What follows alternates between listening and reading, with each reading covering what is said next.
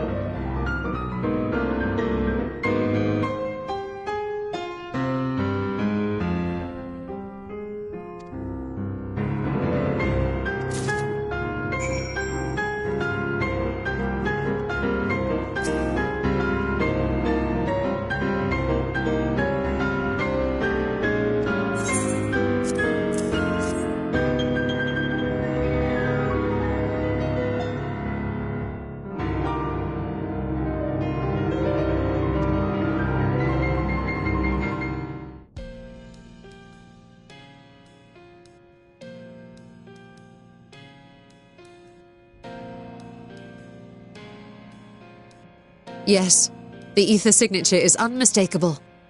I've felt the traces of House Damia's resonance many times at the Great Work. Time to see what all the fuss was about.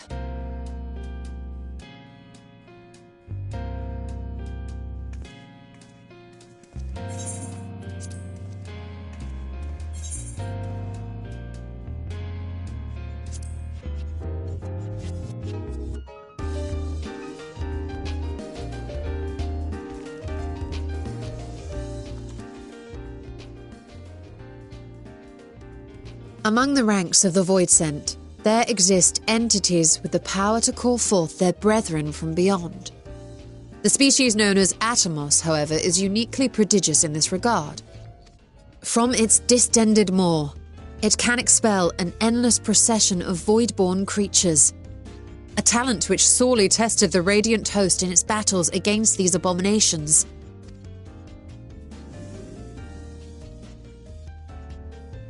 Surmising that the entity itself was acting as a void gate, we endeavored to capture a small specimen and subsequently examine its physiological structure.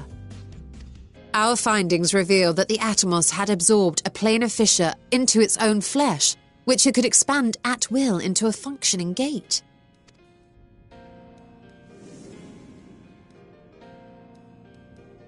Upon further analysis, we identified an ethereal wave pattern emitted during this process, a pattern we were able to emulate by passing crystal-stored ether through a specially designed prism.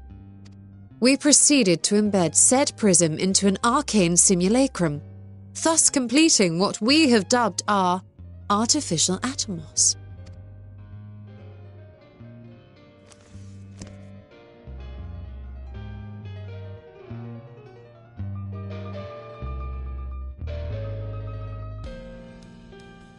How could I have been so blind to the possibilities? This species, not to mention its ability to summon Voidsent, has been discussed among academics for years now. Just before the advent of the 7th Umbral Calamity, we received reports of Atomos sightings from every corner of Eorzea. Surely you've at least heard the tales.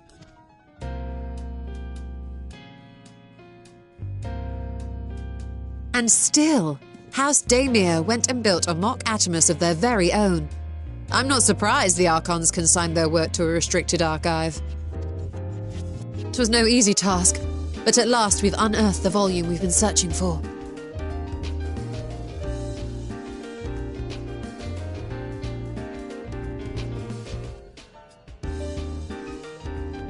I'd be lying if I said I wasn't tempted to stay longer. See what other forbidden titles might be lurking on these shelves. But that would be abusing the very special privilege we've been granted now, wouldn't it?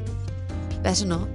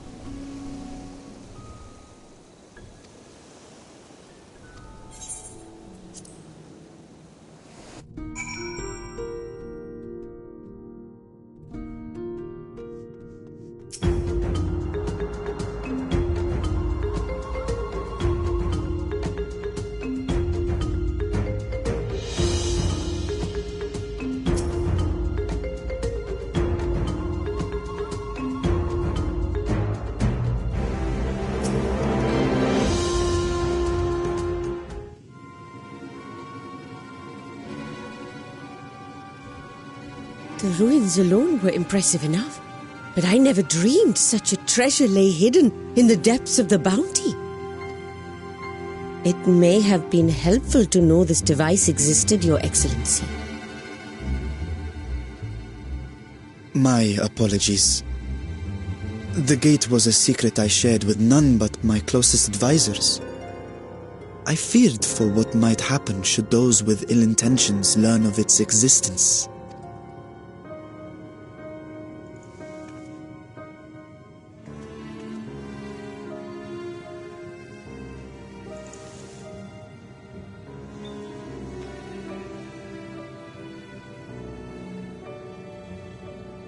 What is it you're doing now? There's something I wish to verify. The NOAA reports claim that a short stint into the void carries little risk of etheric imbalance. Should one suffer an injury, however, or if one's expedition drags on longer than intended, that risk becomes significantly greater. Graha theorized that a warding scale would confer protection from the void's corrupting influence, but I would prefer to test that hypothesis before we set foot in the 13th ourselves. So, this is an experiment of sorts? Yes, an experiment. Tell me, how would you go about testing the efficacy of the warding scale?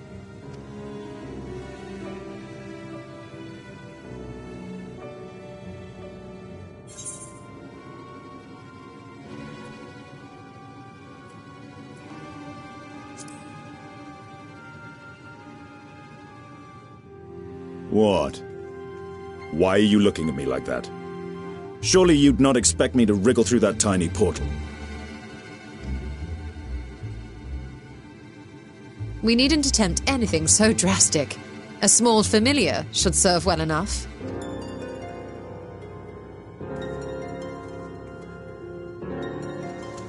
Now, a lowly imp can navigate a fissure, no matter how narrow. Which means an arcane entity of similar stature should be able to manage the same. I hadn't wanted it to come to this, but no other familiars will do, I'm afraid.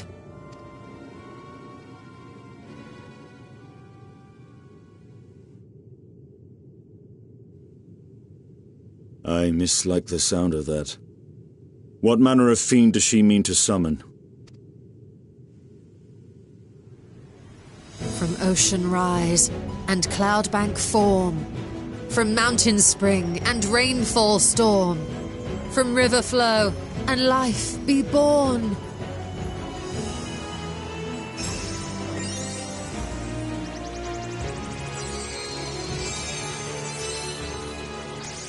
Water, water, froth and foam!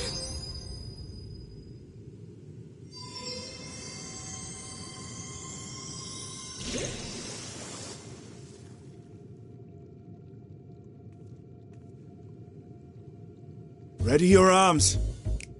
I fear she's been possessed. Oh, come now. That was adorable. Water, water, froth and foam! Time to play!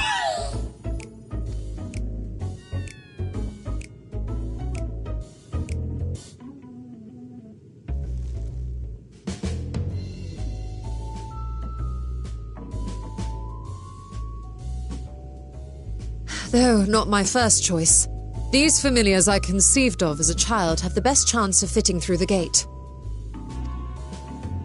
I only wish my younger self had considered a more dignified ending to the creation ritual. In any case, these two should serve us well. This one will bear a warding scale.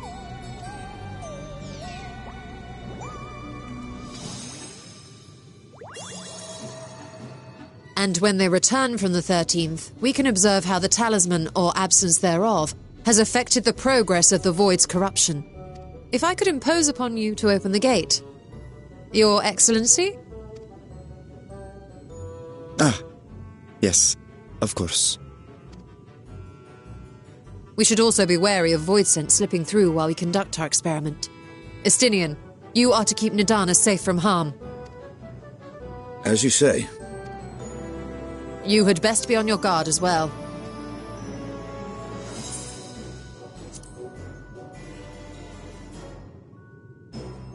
And we are glad for it.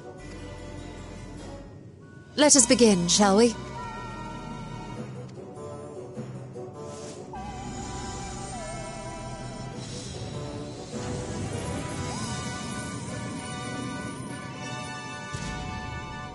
Nixies, into the void.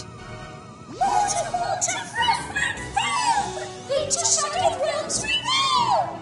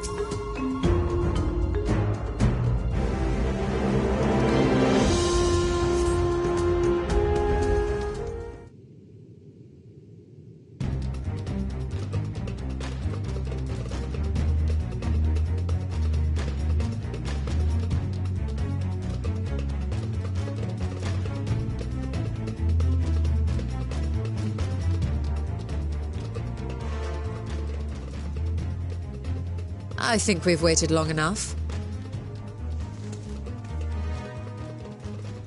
Nixies, return to my side.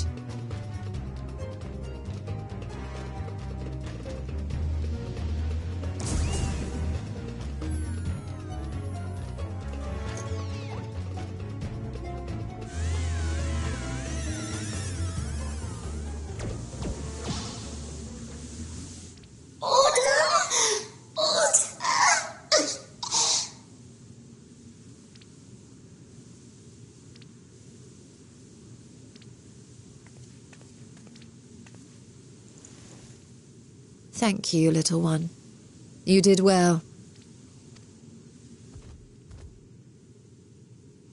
Oh, the poor thing. Its essence has been irrevocably warped.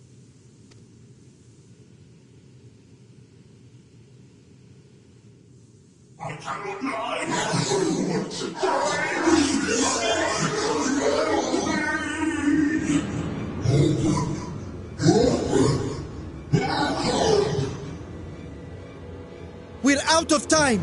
I must reseal the Void Gate.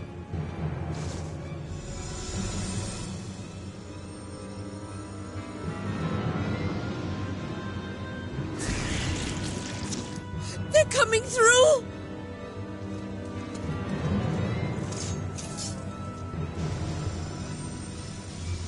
In the name of Alzadal III, I bar this door unto the void!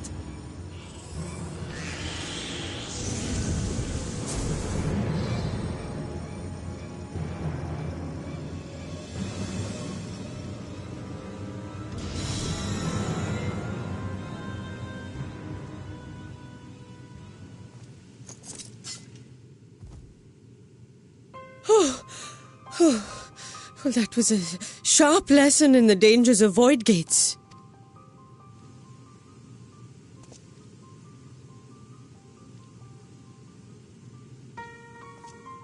And what of our experiment? I'd say the results speak for themselves.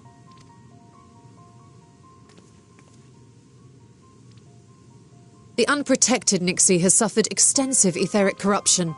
As Nidana observed, it's well on its way to becoming a void scent. The one merged with the talisman, however, appears unaffected. I sense no changes to its equilibrium. Rest now, little ones.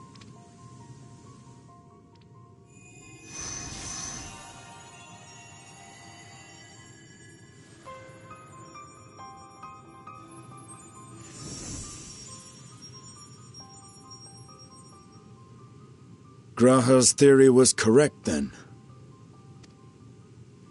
So it would seem. But while our second familiar was untouched by void energies, the talisman itself shows signs of degradation. It was, of course, originally designed to shield the soul from primal tempering. It stands to reason that etheric corruption of a different sort would affect it differently. We may need to modify the warding scale's design to account for the 13th's uniquely unstable ether. You've said much of the Void's instability, but my imagination fails me. What manner of place is this broken world? My apologies. I forget that not all of us spend our days sequestered in dusty archives. The 13th is a reflection of the source that was drowned in a flood of darkness.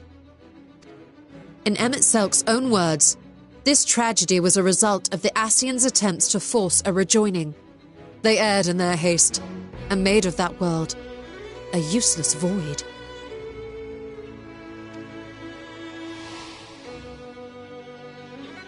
You remember Una Kalhai, the unusual child we met during our troubles with the Warring Triad. He explained the fate of the 13th thus. The champions of that ill-fated world used the stone known as Auracite to contain the power of primals. But those self-same heroes were gradually corrupted by the Auracite's bleeding energies, transforming into fiends with an endless hunger for ether. By the time anyone thought to oppose them, Light's strength had grown too feeble, and the balance of the 13th tipped into eternal darkness. And what of your own experience? Will you tell us of what you observed during Noah's expedition?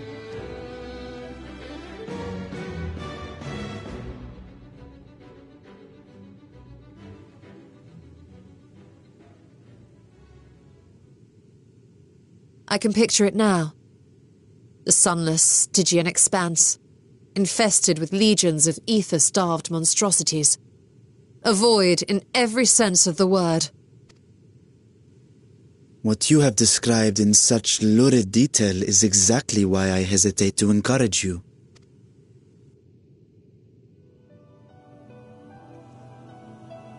Worry not, great Vritra. Our journey into the 13th is but the first leg of a longer voyage. A voyage that shall lead us to other reflections, to new mysteries and discoveries. And I mean to be there every step of the way.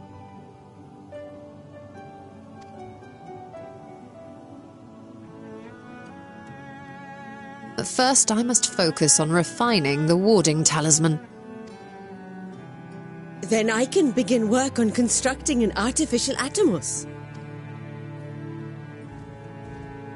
Or I could if I had the relevant manuals to hand.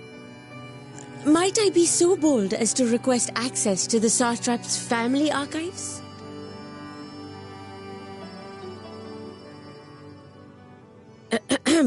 Your Excellency?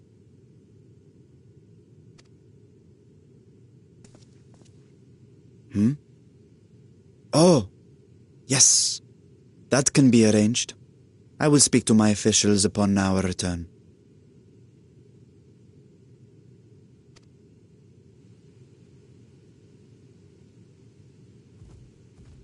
We will see you back in the city then.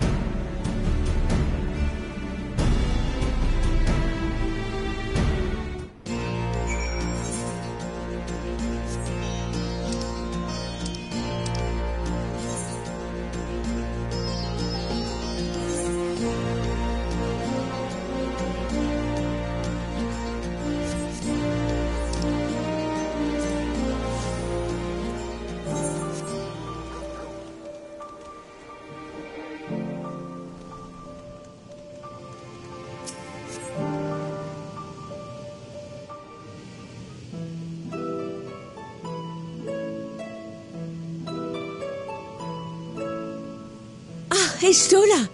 The adjustments are going well, I hope? 'Tis a lengthy process, but the end is in sight, yes. That's wonderful news. I myself had some good fortune searching through the Satrap's private records. What I found was a transaction log dated around the same period as when Al-Zadal's legacy was built.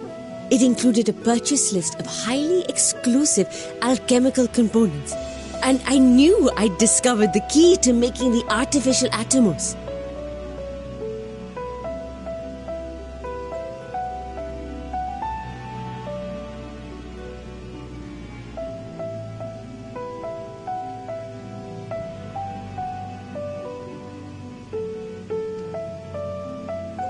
I then visited the High Crucible to commission the materials. After I'd explained my requirements, I was beset by volunteers insisting I allow them to help with the entire project. The usual reaction to someone forcing open a void gate is to run for the hills. Harnish academics certainly are a different breed. The alchemists of old were cut from a similar cloth. The unknown held no fear for them. Indeed, they were ever eager to seek new knowledge, regardless of the danger. And were you not also fearless, heedless even, in your determination?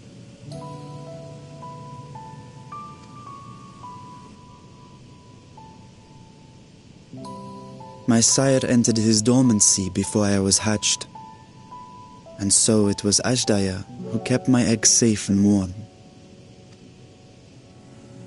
It created a bond between us. Even long after I learned to fend for myself, I rarely strayed from her side. She was my guardian, my sister, my dear companion. And not a single day passes that I do not mourn her absence. No matter how deep the darkness, I would not surrender my search.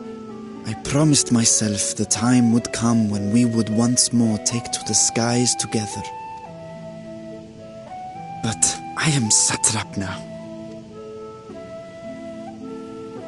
The Radiant Host is here to serve, Your Excellency.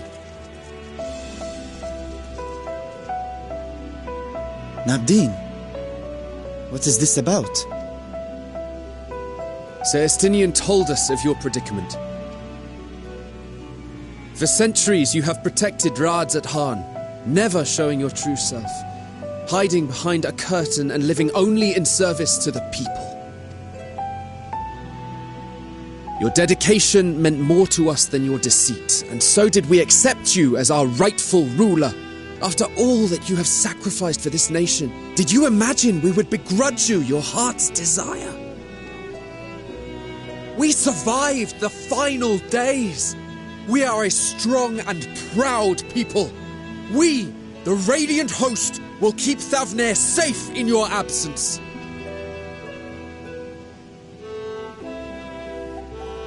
I am grateful for your loyalty and for your encouragement. And yet... Now you listen to me, Varshan.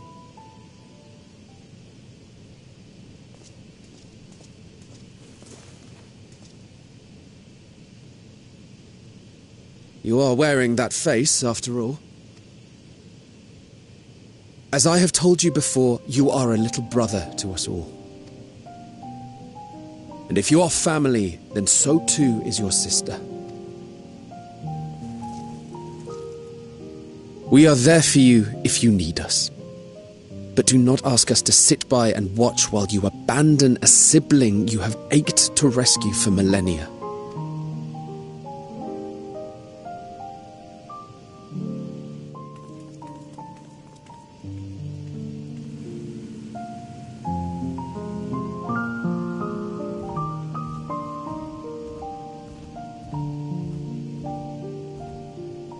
We will succeed in opening the way. It is only a matter of time. All you need do is prepare to step through to the other side.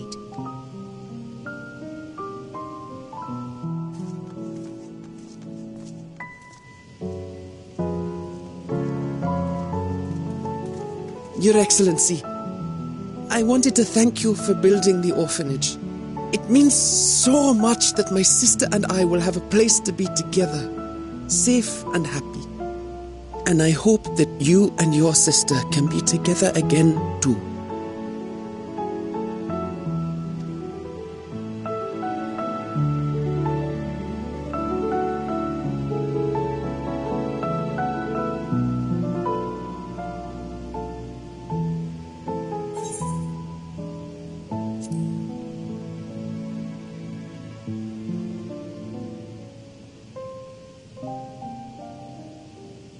Take heart and protect them well.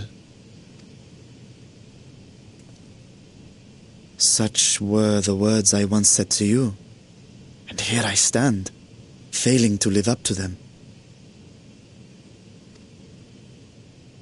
If my heart is torn, I am fit to protect neither Ajdaya nor Radzadhan.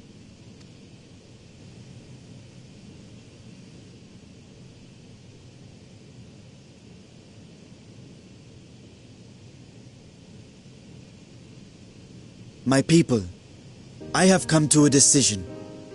Vashan will depart Thavne for a time. My dragon self will remain in the palace, but only to conduct the Satrap's most essential duties.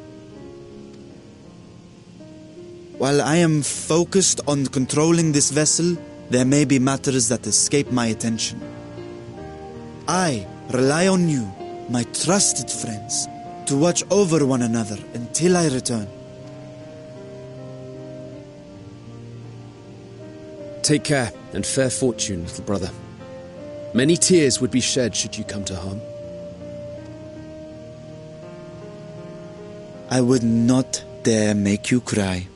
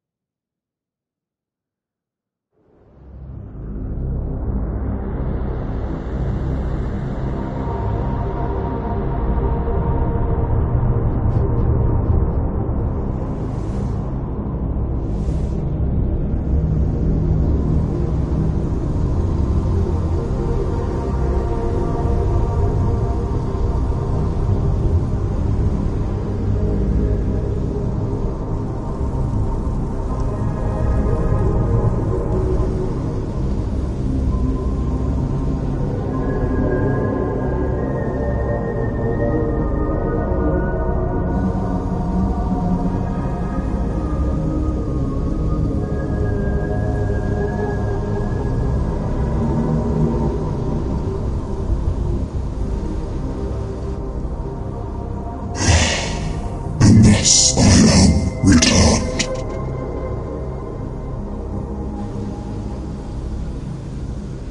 To this world, bereft of saviors,